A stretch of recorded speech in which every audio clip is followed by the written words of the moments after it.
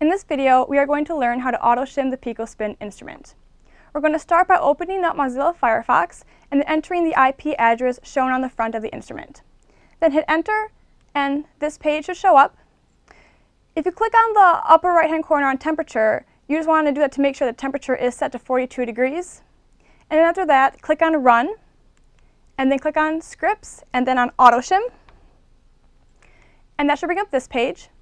You want to title this under Run Name as Auto-Shim and then the date that you are doing this.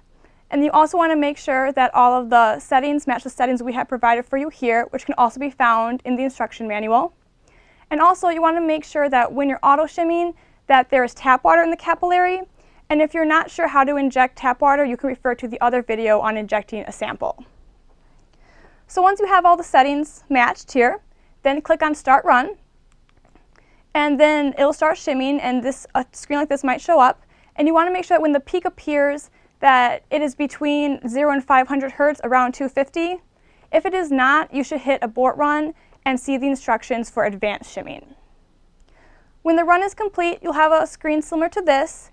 And how you can tell that it's a good shim is that the peak should be at around 80,000, and then the FID will have the far intensity on the right be about half of that on the left.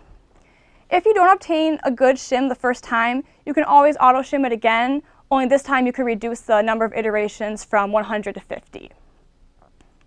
Also, when you're storing the instrument, you want to make sure that you leave the water in the capillary, and you want to make sure the PEEK plugs are inserted so that the sample doesn't evaporate.